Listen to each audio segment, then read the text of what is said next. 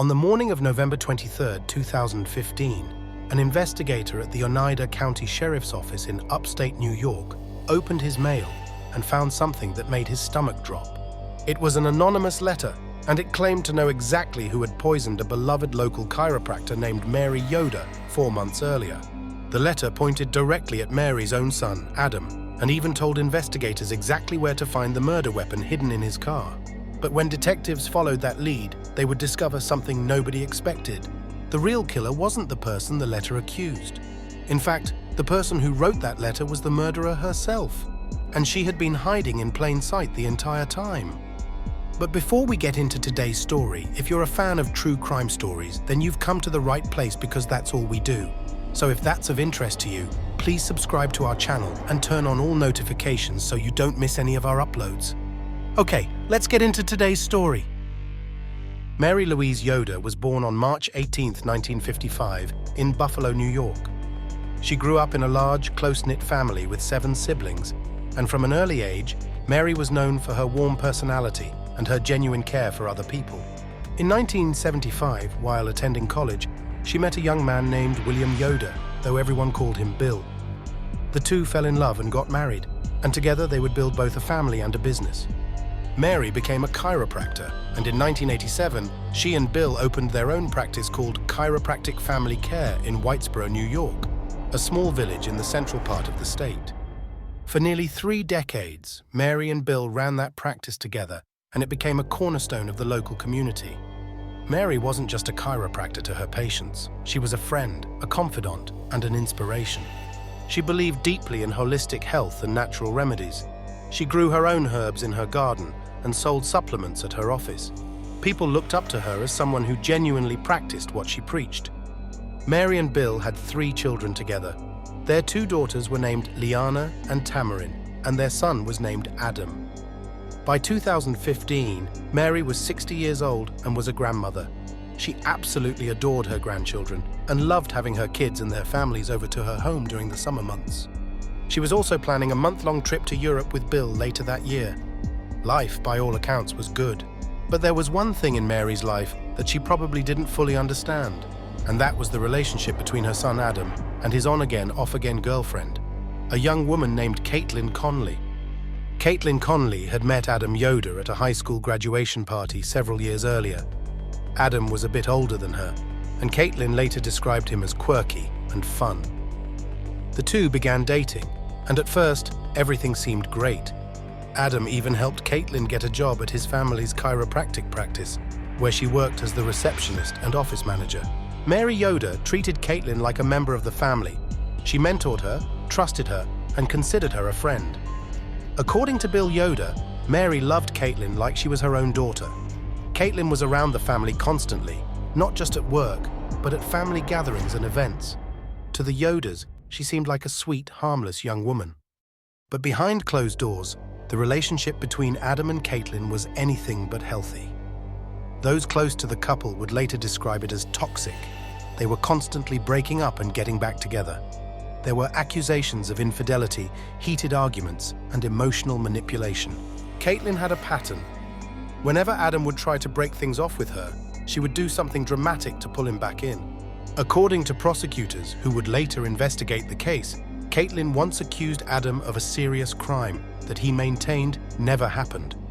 Another time, she told him she had suffered a dangerous medical emergency and almost died, claiming the child had been his. These tactics, investigators believed, were all part of a pattern designed to keep Adam emotionally attached to her. By early 2015, Adam and Caitlin's relationship was on rocky ground again. They had broken up, though they still saw each other occasionally for coffee or meals, since they both worked at the same office. Adam was trying to move on with his life, but Caitlin, it seemed, was not ready to let him go. In April of 2015, something strange happened. Adam told Caitlin that he was having trouble focusing on his studies. He was attending SUNY Polytechnic Institute at the time and was preparing for final exams. Caitlin told him she had just the thing to help. She gave him a bottle of supplements called Alpha Brain, which she said she had been taking herself. She told him to take them consistently because they worked better over time. A few days later, on April 14th, Adam took 2 of the capsules before one of his evening classes. By 3 a.m. that night, he woke up violently ill. He had severe diarrhea, uncontrollable vomiting, and could not keep down even water. The next morning, he went to urgent care and was given anti-nausea medication, but it didn't help. His father eventually took him to the emergency room, where he remained sick for about a week. At the time, Adam and his family thought it was just a bad stomach bug. They had no idea that those symptoms, severe gastrointestinal distress that came on suddenly hours after ingesting something, were classic signs of colchicine poisoning. Colchicine is an anti-inflammatory medication used to treat gout, but in larger doses, it's extremely toxic. A tiny amount can make someone severely ill, and a slightly larger amount can kill them. When investigators later tested the remaining alpha brain pills in the bottle Caitlin had given Adam, they found no trace of colchicine. But the bottle had started with 30 capsules, and when it was tested, only 28 remained. Adam had taken 2. If Caitlin had tampered with only a few specific pills, the evidence would have been consumed along with them. This incident in April would become critically important later, but at the time, nobody connected the dots. Adam recovered, life went on, and nobody suspected that the same person who had made him sick might soon target someone else. It was Monday, July 20th, 2015. Mary Yoder woke up around 6:30 that morning at her home in Whitesboro, New York. She had a busy day ahead of her. More than 30 patients were scheduled at the chiropractic office, which meant she was looking at a 10-hour shift. Bill was not working that day, so Mary left for the office alone around 7:45 a.m. By the time she arrived, patients were already waiting. Caitlin Conley was there too, ready to work her shift as the receptionist. The morning seemed to go smoothly. During her lunch break, Mary even found time to visit her 90-year-old mother. But sometime in the afternoon, around 4:30 p.m., Mary started feeling sick. It came on suddenly: nausea, stomach cramps, and then vomiting. Mary tried to push through and finish seeing her remaining patients, but by 6:30 that evening, she couldn't continue. She told Bill she thought she had a stomach bug and went home to rest. That night, Mary's condition did not improve. She continued vomiting and developed severe diarrhea. By the next morning, Tuesday, July 21st, Bill woke up to find his wife pale, weak, and clearly getting worse. He called their daughter, Liana, who was a physician, for advice. Liana told her father to get Mary to the hospital immediately. At the hospital, doctors were baffled. Mary's symptoms were severe, but they couldn't figure out what was causing them. They suspected some kind of infection, but nothing they tried was working. Over the course of that day, Mary's condition spiraled downward. She went into cardiac arrest, and doctors had to revive her. Then it happened again, and again. Over the next several hours, Mary's heart stopped 8 times. Her children rushed to the hospital to be by her side. At one point, whenever they would revive her, she would become responsive again, giving the family brief moments of hope. But those moments didn't last. On July 22, 2015, just 48 hours after she first felt sick, 60-year-old Mary Yoder was pronounced dead. Her family was devastated and completely confused. Mary had been the picture of health. She exercised, ate well, took care of herself. How could she suddenly be gone? Because Mary had died under the hospital's care without a clear diagnosis, an autopsy was ordered. The medical examiner examined Mary's tissues and organs under a microscope and immediately noticed something was wrong. Her cells showed signs of being under attack, which is a telltale sign of poisoning.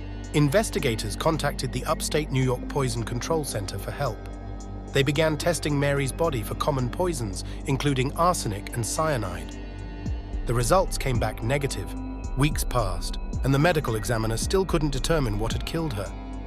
Then, a clinical director at the Poison Control Center named Gianna Marafa had an idea. Based on the pattern of damage to Mary's organs, she suspected a specific toxin that wouldn't show up on standard tests. She ordered a test for colchicine. In October 2015, nearly 3 months after Mary's death, the results came back positive. Mary Yoder had a lethal amount of colchicine in her system.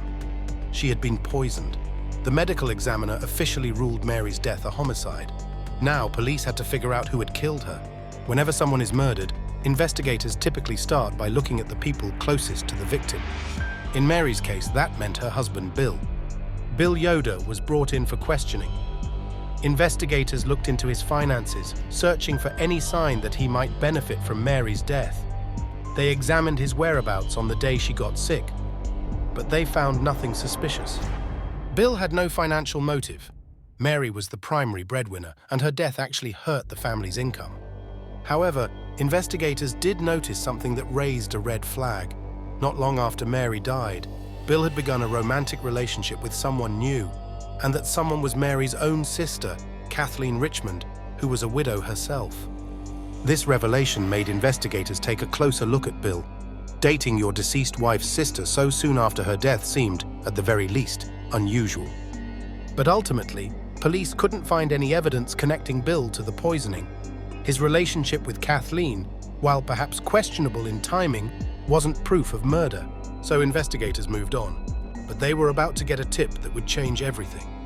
On November 23, 2015, both the Onondaga County Medical Examiner's Office and the Oneida County Sheriff's Office received identical anonymous letters. The letters were handwritten and contained information that only someone with intimate knowledge of the case would know.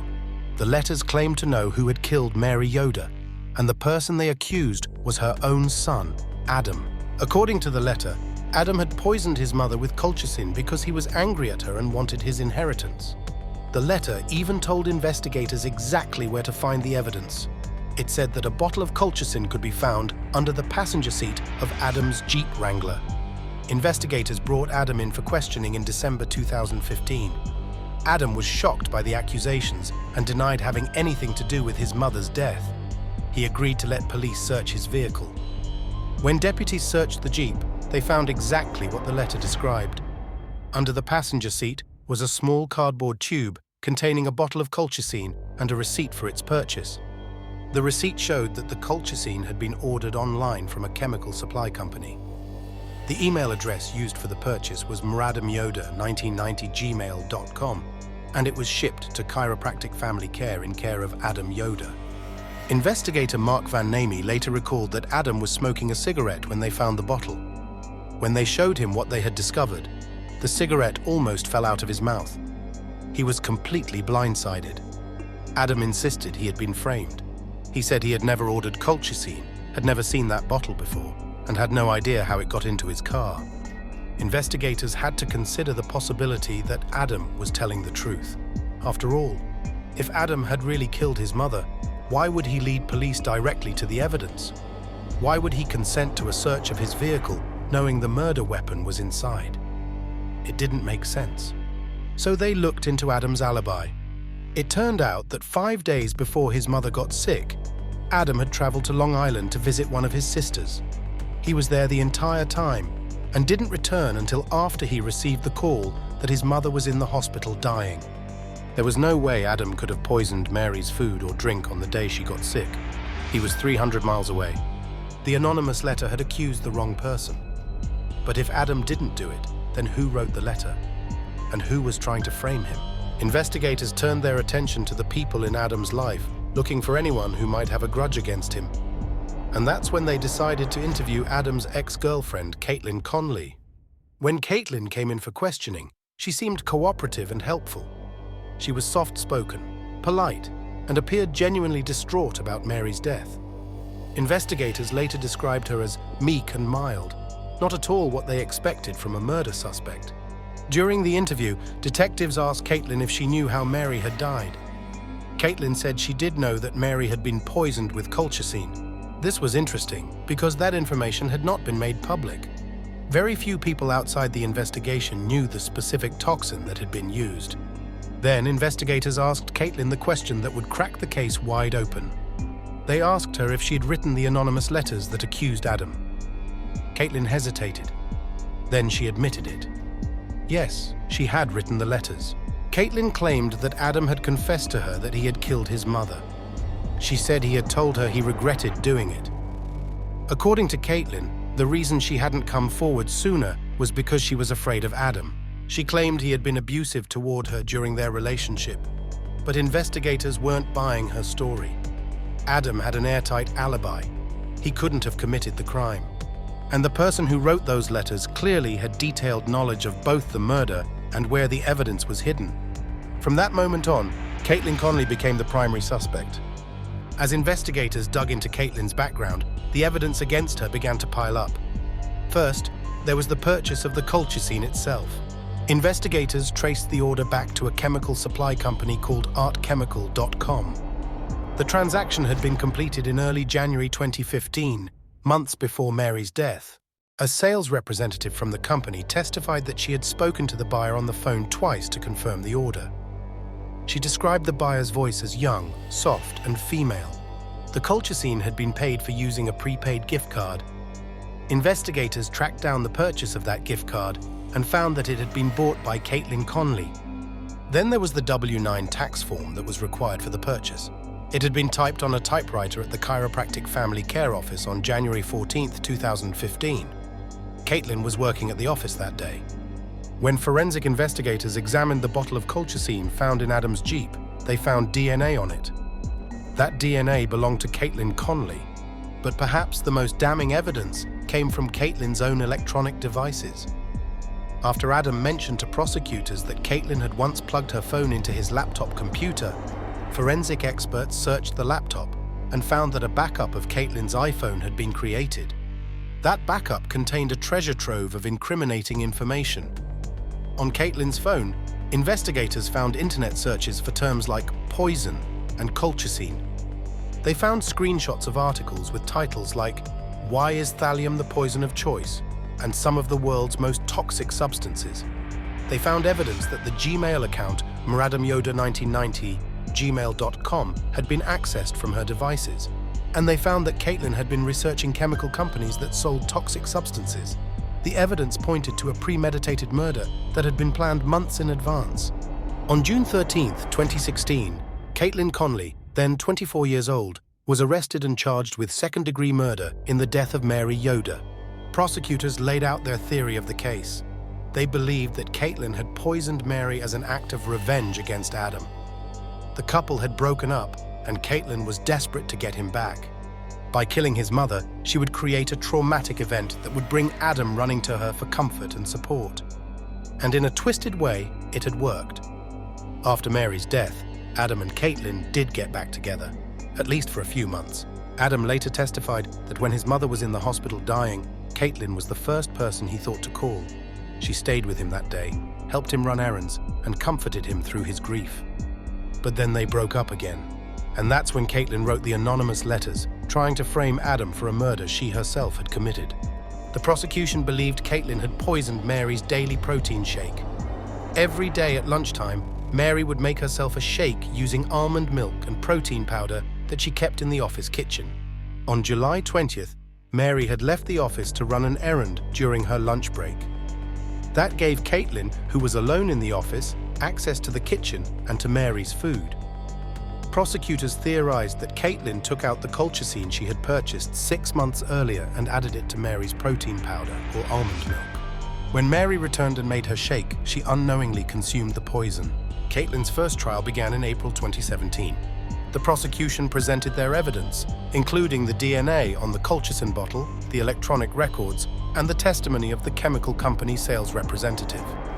They also presented evidence suggesting that Caitlin had previously tried to poison Adam with the alpha brain supplements. The defense countered by pointing the finger at Bill Yoder, Mary's husband. They argued that Bill had both motive and opportunity. He had been at home the morning Mary went to work and could have poisoned her food before she left. He had been having an affair with her sister, and after Mary's death, he stood to inherit everything. The defense also attacked the electronic evidence, arguing that someone could have accessed those websites and email accounts from Caitlin's devices without her knowledge. After weeks of testimony, the jury deliberated, but they couldn't reach a unanimous verdict. The jury was deadlocked, reportedly split 10-2 in favor of acquittal. The judge declared a mistrial. The prosecution decided to try again. In October 2017, Caitlin's second trial began.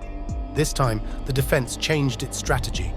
Instead of blaming Bill Yoder, they pointed the finger at Adam. They argued that Adam and his mother had purchased the colchicine together as part of a marijuana growing operation. They suggested that Adam had poisoned his mother after an argument they had on Mother's Day. They painted Adam as unstable, pointing to his drinking and alleged fits of rage. One particularly damaging piece of evidence was a comment Caitlin had made during her police interrogation. When investigators asked her why she thought Adam would keep the bottle of colchicine in his car if he was guilty, Caitlin had replied, "I think he would keep it if he wanted to use it for someone else." The jury deliberated for days. They sent several notes to the judge indicating they were having difficulty reaching a verdict. The judge gave them an instruction to continue deliberating. On November 6, 2017, the jury returned with their verdict. They found Caitlin Conley not guilty of second-degree murder, but they found her guilty of the lesser charge of first-degree manslaughter. In January 2018, Caitlin was sentenced to 23 years in prison. At her sentencing hearing, Adam Yoder addressed the court. He spoke directly about the woman he had once loved, the woman who had killed his mother. "I hate the defendant with every bone in my body and every drop of blood in my veins." He also expressed profound guilt for having brought Caitlin into his family's life. "I will carry that with me for the rest of my life." Bill Yoder also spoke, saying that Mary had loved Caitlin like her own daughter. He said he never saw Caitlin shed a single tear over Mary's death. Judge Michael Dwyer, who presided over the case, described Mary's death as excruciating. The colchicine had taken 2 full days to kill her, causing multiple organ failure and repeated cardiac arrests, while her family watched helplessly. Caitlin maintained her innocence. "With all respect to the justice system," she said, "I'm innocent." The case divided Mary Yoder's own family. While Bill and the children believed completely in Caitlin's guilt, 3 of Mary's sisters were not convinced. They believed Caitlin might have been framed and even launched a campaign to prove her innocence. The split was painful. Family members who had been close for decades found themselves on opposite sides of a bitter dispute. Mary's daughter Tamarin expressed her anger publicly, saying she hoped Caitlin would never get out of prison. In February 2025, nearly a decade after Mary's death, Caitlin's conviction was overturned on appeal. A New York appellate court ruled that evidence from her cell phone had been improperly obtained through a flawed search warrant, and her defense attorney had failed to challenge its admission at trial. Caitlin was released from prison in early 2025. As of now, prosecutors are weighing whether to pursue a 3rd trial. The poisoning of Mary Yoder is a case that shows how the people closest to us can sometimes be the most dangerous. Mary welcomed Caitlin into her family, treated her like a daughter, mentored her, and trusted her completely. She had no idea that the young woman she saw every day at work had been planning her murder for months. The case also shows how investigators can be led astray. The anonymous letters pointed to Adam. Bill's relationship with Mary's sister made him look suspicious. The real killer was able to hide behind a mask of grief and innocence, while the people Mary loved most fell under suspicion. In the end, it was digital evidence that solved the case. Internet searches, email accounts, phone backups, and a single DNA sample on a bottle of poison. Without those digital footprints, Caitlin Conley might never have been caught. Mary Yoder was, by all accounts, a wonderful person who dedicated her life to helping others. She didn't deserve what happened to her, and her family didn't deserve the years of pain, suspicion, and division that followed her death. As for why Caitlin did it, prosecutors believe the answer is heartbreakingly simple. She wanted Adam back, and she was willing to kill for it. Thank you so much for watching. Let me know what you thought of today's episode in the comments. And remember, we have a whole playlist of true crime episodes ready for you to binge right now. So click here and give them a watch. All right, until next time. See you.